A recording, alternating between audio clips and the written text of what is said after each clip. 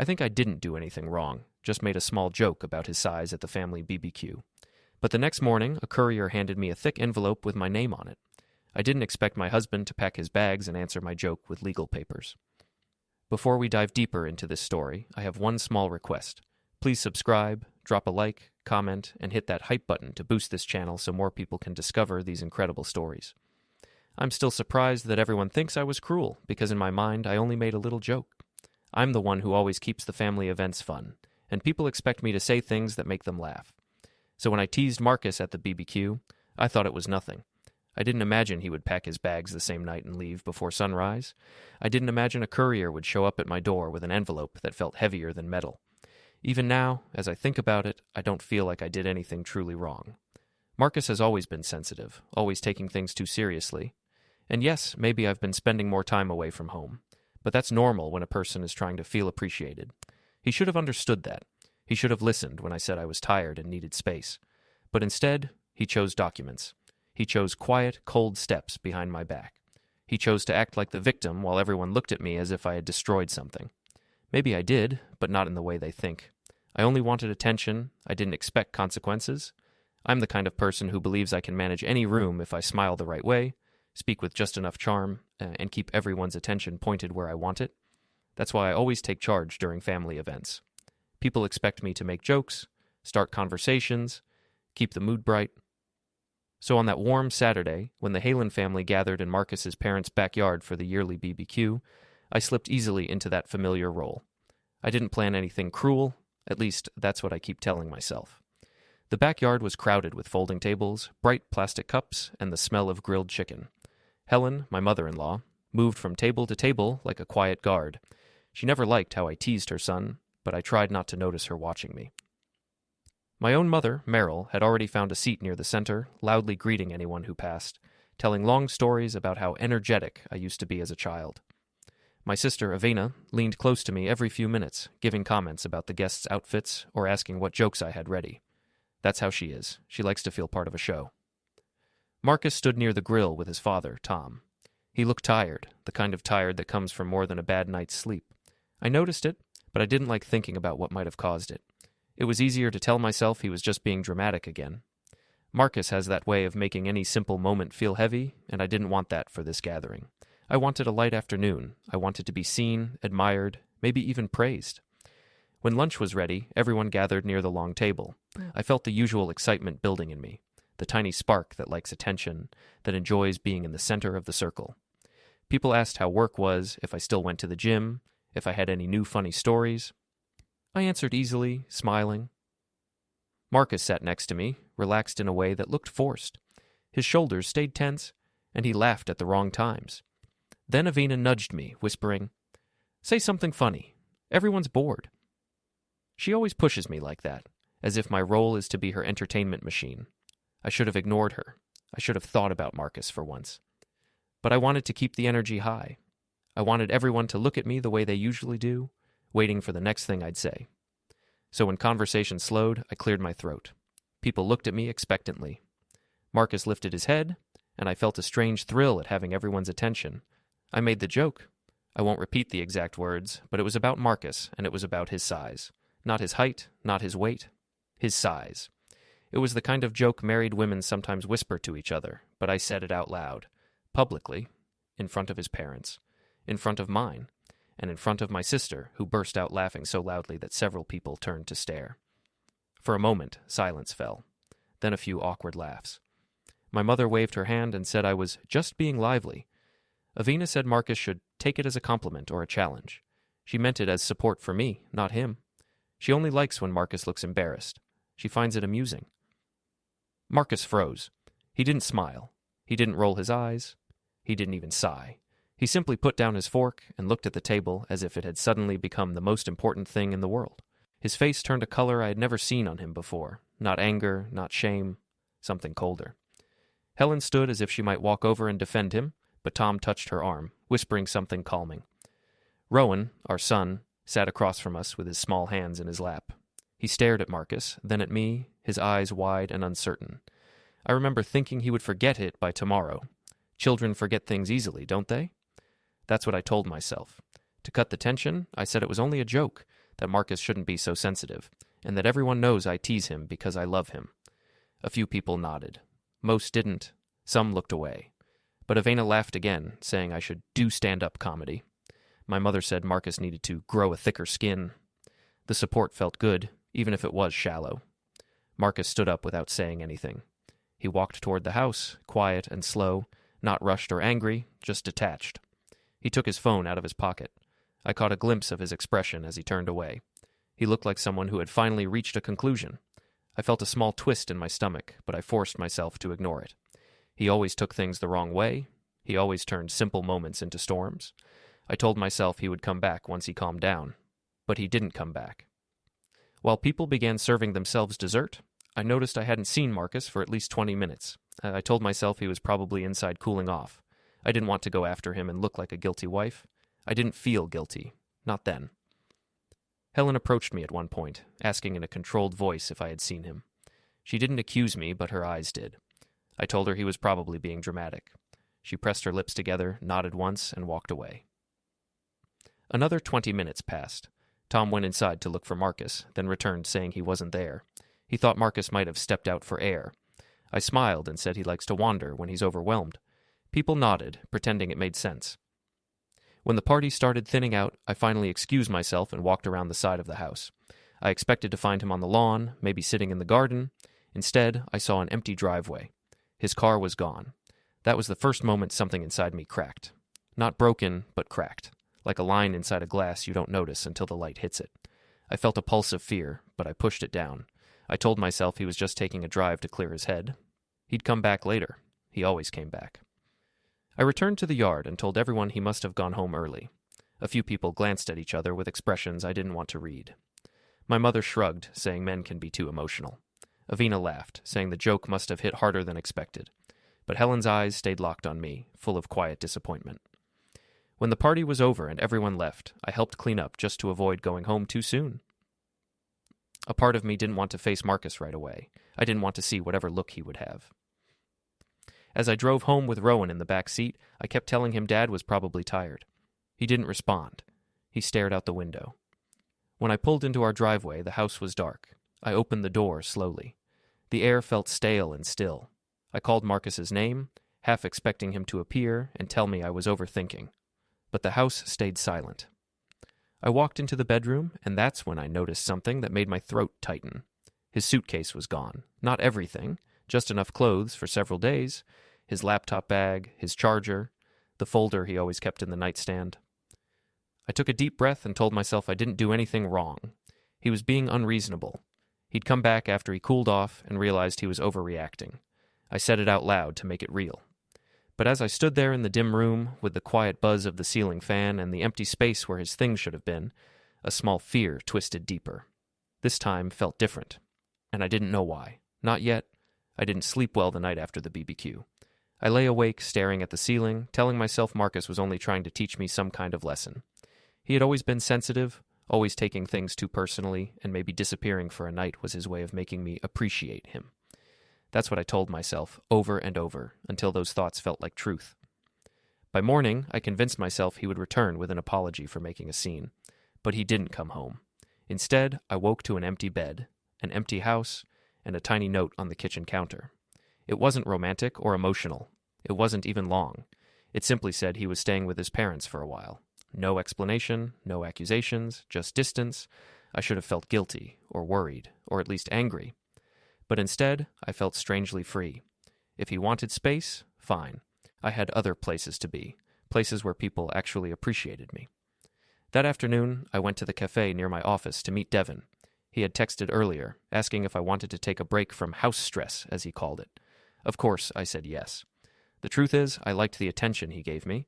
He looked at me as if I deserved admiration, even when I didn't, especially when I didn't. When I walked into the cafe, he was already sitting by the window, leaning back in his chair with a relaxed smile. Devin always gave the impression that life was simple, problems were small, and whatever you wanted was yours if you just grabbed it. I liked that feeling. Around him, I could pretend I was the one being wronged. He asked why I looked tired. I told him I was dealing with Marcus being dramatic again. I said it lightly, as if I were describing the weather. I didn't mention the joke, or the empty suitcase, or the strange quietness of the house. I didn't want Devin to think I had done something questionable. I wanted him to believe I was trapped in a boring marriage, that I was the one being suffocated. He leaned forward and said I deserved better. He said I spent too much time trying to keep Marcus happy and not enough time taking care of myself. He said Marcus didn't appreciate me. He spoke as if he knew everything, even though he knew almost nothing. And yet, I let his words wrap around me like warm fabric. I let myself believe him. When I told him Marcus left the house after the BBQ, Devin raised his eyebrows and asked if I was surprised. I forced a laugh and said Marcus always overreacted. Devin said a real partner wouldn't run off. I didn't argue, though something about the way he said it made a tiny spark of unease flicker in my chest. It disappeared quickly. We talked for almost an hour. I told him things that made me look like the victim, that Marcus always acted hurt when I teased him, that he made me feel guilty for having a life outside the house, that he didn't understand I needed attention and excitement. Devin nodded at all the right moments. He didn't judge me, or maybe he just liked the idea of being the hero in my story. Before we left, he suggested I come by the gym more often. He said he booked a private training room for later in the week and that it would help me clear my mind. I pretended it was a normal invitation. I told myself it was harmless. I didn't think about how it would look, or about how Marcus might feel, or about what I was risking. I only thought about how it made me feel wanted. On my way home, I practiced what I'd say to Marcus if he called, that I was working late, that I had projects piling up, that I barely had time to breathe. Lies, yes, but small ones, necessary ones. That's how I justified them. But when I got home, he still wasn't there. The house felt wrong, too quiet, too clean, too empty. Rowan sat on the couch, hugging a pillow, his eyes fixed on a cartoon but not really watching it. When I asked if he was okay, he said Dad had called earlier but didn't say much. He asked if Dad was mad at me. I said no, of course not. I told him Dad was just tired. I said adults sometimes need time apart. He didn't look convinced, but he nodded anyway. Later that evening, I caught a strange moment. Rowan looked toward the hallway and whispered that he hoped Dad wasn't sad. I told him Dad would be fine, but inside, a small, sharp uncertainty pressed against me. I ignored it.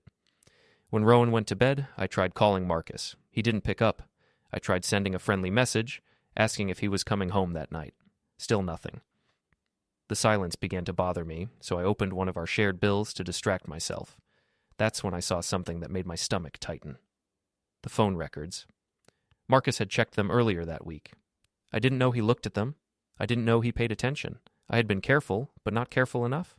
There were numbers I didn't recognize, well, numbers I pretended not to recognize. A few were Devin's. I told myself Marcus wouldn't connect them. He was too trusting, too gentle, too inward. That's what I always thought.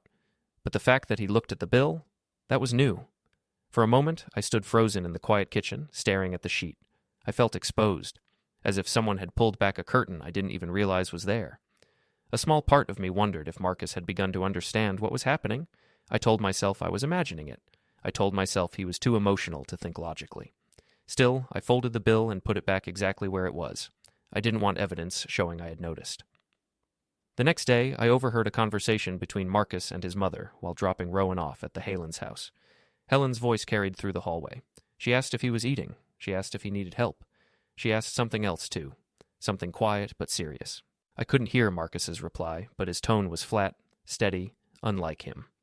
When Helen saw me, she gave a polite but distant nod. Not angry, not rude, just removed. It made me uneasy. She said Rowan could stay for the afternoon, but her voice lacked its usual warmth. I told myself she was just tired. I left before I could ask questions I didn't want answers to. At work, things felt off, too. A coworker asked if everything was okay at home. I told her Marcus was having one of his moods again. She frowned slightly, as if she didn't fully believe me. She said Marcus seemed like a kind man, not dramatic, like I described. I brushed it off and said she didn't know him well enough to see the whole picture, but her expression lingered with me longer than I liked. When I left the office, I saw Marcus's car in the distance. Not near the building, but parked across the street, facing the exit. A strange pulse ran through me. Was he watching me, checking on me, trying to catch me doing something? For a moment, I felt something close to panic. But then I told myself I was being silly. Marcus wasn't the type to spy.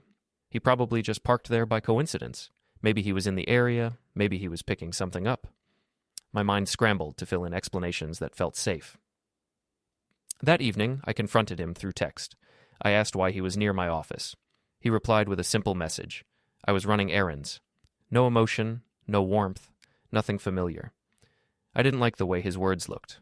Controlled, distant, as if he were speaking through glass. I told him I wished he'd come home so we could talk. He replied hours later, saying he needed space. I told myself he was being dramatic again. That night, just before bed, I received a message from Devin. Room is booked. Same time tomorrow. You need this. I stared at it for a long time. Part of me wondered if I should cancel. Part of me wondered if Marcus would notice the pattern, but another part, louder, stronger, more impatient, told me I deserved to feel wanted, told me Marcus had pushed me away first by leaving, told me that the empty suitcase meant he didn't care, so I didn't cancel. I pressed the phone against my chest, breathing in the quiet of the house, and for a brief moment, I felt powerful, in control, as if everything was still going my way. But that moment didn't last, because even then, though I didn't know it yet, Marcus had already started putting the pieces together, and he wasn't acting out of emotion anymore. He was preparing. By the time the next week rolled around, I convinced myself things were settling. Marcus still hadn't come home, but he wasn't yelling, accusing, or acting angry. In my mind, the silence meant he was cooling off. I told myself he would return once his pride softened. People like him, quiet, emotional, sensitive, always came back. At least that's what I believed. But the distance was doing something to him, something I didn't recognize. I kept my focus on myself, on my routines, on the attention Devin gave me. I told myself I deserved moments that felt exciting. I told myself Marcus had pushed me away long before I ever stepped close to someone else. It felt easy to believe when Devin smiled at me or said I looked good or told me I wasn't being treated right at home. The truth was simpler. I liked feeling admired. I liked being praised. And I liked the sense that I could control my story no matter the consequences. At work, people began noticing the stress. I had thought I was hiding it well, but maybe not. My coworker, Jenna, stopped me in the lobby one morning and asked if everything was okay. I laughed lightly and said Marcus was acting distant, that he was going through one of his moods again. I said he'd get over it. She frowned, not convinced. She said Marcus always seemed kind and wondered if maybe he was worried about something. I told her she didn't know the whole picture, and I laughed again to show confidence. But the doubt in her eyes stayed with me longer than I wanted it to. Later that day, during my lunch break, I went to the gym to meet Devin. The moment I stepped inside, the familiar smell of sweat and rubber mats wrapped around me. Devin was waiting, leaning against the front desk, greeting me with a smile that felt too confident. He said I looked tense. I said work was stressful. I didn't mention Marcus at all. Not the distance, not the silence, not the empty bed. I didn't want Devin to see any weakness. During the session, Devin kept telling me I should take care of myself first. He said I spent too much time trying to fix things at home. He said Marcus didn't appreciate me. I didn't argue. I didn't want to. I let his words sink in because they made me feel justified. When the session ended, he suggested we meet later in the week. He said I needed consistency. I nodded, though something in his expression made me uneasy, almost like hunger, not admiration, but I ignored it. As I left the gym, I noticed a car parked across the street, a familiar one, Marcus's. My breath froze for a second. He wasn't inside the gym, wasn't approaching me, wasn't confronting me. He just sat there, still, unmoving, watching. Or maybe just thinking. I couldn't see clearly through the glare on the windshield, but I knew it was him. A shiver slid down my spine. I hated the idea of being watched. I hated the idea of being caught. But I refused to let fear take hold. I told myself he was checking on our son, or running errands, or passing through. I told myself I was imagining things. I texted him, asking what he was doing in the area. He replied with a simple line. I was nearby. Nothing more, no explanation, no questions, no emotion. I didn't like the emptiness in his message. It felt like a door quietly closing. That evening, when I returned home, I expected some sort of confrontation, maybe a message from Marcus asking where I had been. But there was nothing. Not a single text. Not a missed call. Rowan told me Dad hadn't called that day. The silence felt heavier. I tried to shake it off, reminding myself that Marcus was dramatic and always needed time to process things. I told myself he would eventually break the silence, ask to talk, maybe even apologize for making everything uncomfortable. That's what he always did in the past. I didn't consider that maybe he had changed. 2 days later, during a break at the office, I overheard 2 coworkers talking about trust in relationships. They didn't mention me, but the topic made my skin prickle. Something inside me felt exposed, though no one looked my way. When I returned to my desk, I noticed a message notification on my phone, from Devin, asking if I was free after work. I told him I had to check my schedule, though I already knew I'd go, but before I could reply again, I glanced out the lobby window and saw Marcus's car again. This time, he wasn't inside. He was standing on the sidewalk, leaning against the hood, looking at his phone. He wasn't looking toward the building, wasn't searching for me, wasn't acting suspicious. He simply existed there with a calmness that felt unnatural. For a moment, I considered going outside to talk to him, but something in his posture stopped me. He looked settled, not lost or angry or emotional, settled, as if he had already made a decision. I stayed inside. I didn't want to give him the chance to ask questions I wasn't ready to answer. Around 5, when I left the building, Marcus was gone, his car too. I felt a sharp relief. I also felt watched. It was an odd mix. That night, when I walked into the house, I found it strangely quieter than usual. Rowan was drawing in the living room. When he saw me, he asked if Dad was coming home soon. I told him yes, even though I didn't believe it. He asked if Dad was sad. I said no, even though I sensed the sadness quietly pressing against all of us. Rowan returned to his drawing, and I tried to relax. But the more I tried, the more restless I felt. Later, I checked the mail and saw a white envelope addressed to Marcus from a local office I didn't recognize. I didn't open it, but the return address made my heart drop. A law firm downtown. For a long moment, I stared at the envelope, holding it between my fingers as if it might burn me. I told myself it was probably nothing serious. Maybe something about his job, maybe something about his parents' estate planning. I created explanations that felt safe, but the air in the room shifted, thin and sharp. I placed the envelope on the table as if it didn't bother me. Then I spent the next hour pacing. When my phone buzzed, I jumped. It was just Devin asking if I was okay. He asked if Marcus had said anything. I told him Marcus was being distant. Devin said I should stop letting him control my emotions. Control, the word felt bitter on my tongue. The next day, while driving Rowan to school, something pushed me to check the glove compartment in Marcus's car, the one he wasn't using but had left behind for me.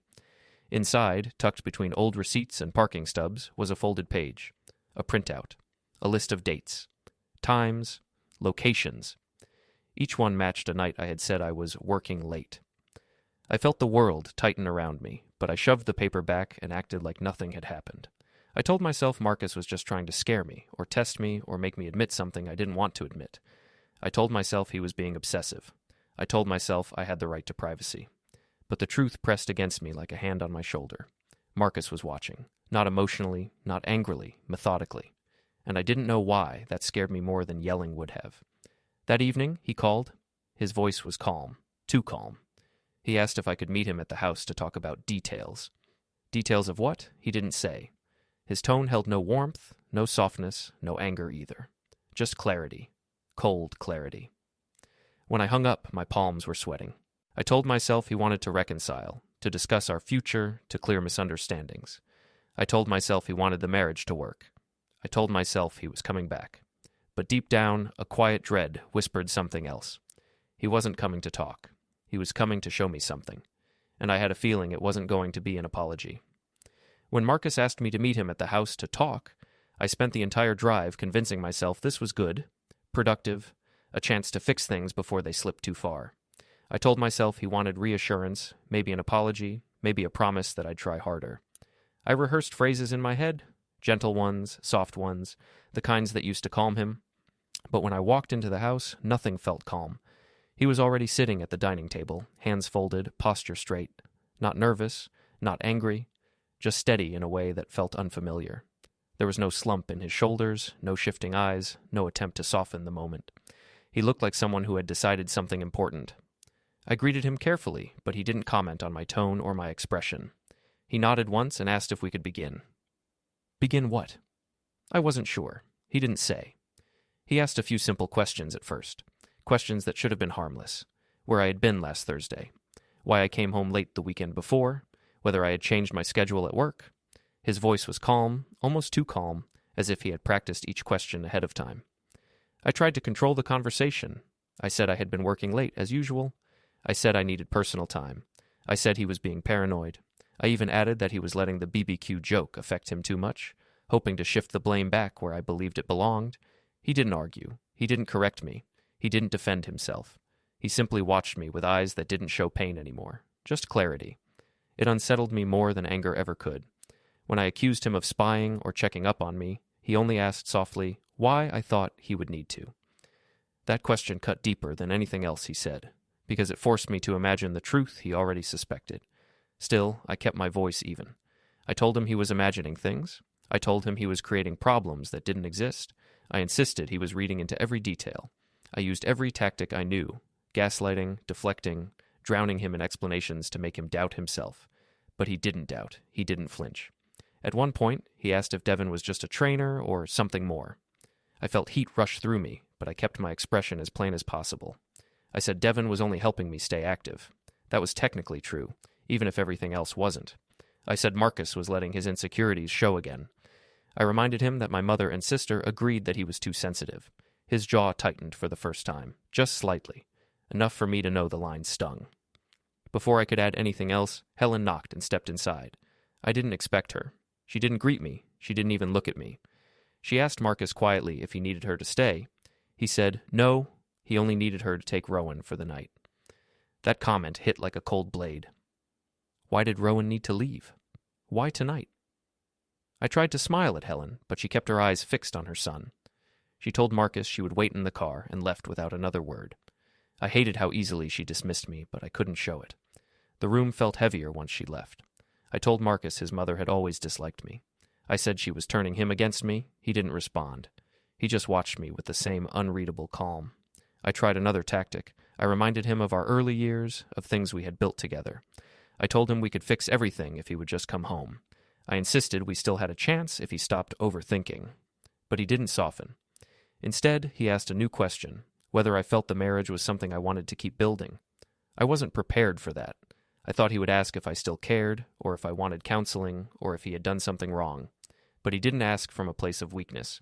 He asked as if he already knew the answer and only wanted to confirm it. I hesitated, just for a second. But he noticed. I quickly said of course I wanted the marriage. I said he was twisting things. I said he was putting pressure on me. I said so many things in a rush that even I lost track. But his expression barely changed. A few minutes later, he stood, walked into the bedroom, and returned with a folder. A different one than the one I'd found before. He placed it gently on the table. I didn't open it. I didn't have to. The weight of it alone told me everything. He said he didn't bring it to fight. He brought it so we could speak responsibly. His words, calm, clear, terrifying. I kept insisting he was overreacting, but my voice sounded smaller the longer he watched me. I said he was making things worse by acting cold. He said he wasn't cold. He was accepting reality. Something about that sentence made my throat tighten. Accepting reality. He said he didn't want to yell, accuse, or argue. He said he only wanted Rowan protected. He said we both needed space before we decided what came next. For the first time, I felt the ground shift beneath me. Not because he was angry, but because he wasn't. He had crossed into a new place emotionally, one where my usual tactics didn't work. I told him he was being unfair. He said he wasn't. I told him I didn't deserve this. He said we would talk more soon, but for now, he would stay with his parents. He stood, grabbed his jacket, and walked toward the door. Before he left, I asked if he still trusted me. He paused, hand on the doorknob. He said he trusted the truth more than my explanations. Then he walked out, leaving me alone in the dim kitchen, the folder sitting between us like a silent accusation. And I knew something had changed, something I couldn't reverse. The next morning, I woke to the silence of the house. No Marcus, no footsteps, just the faint hum of the refrigerator and the occasional creak of the floorboards. I told myself he was at his parents' for the night, probably reviewing the details of our marriage in his own quiet way.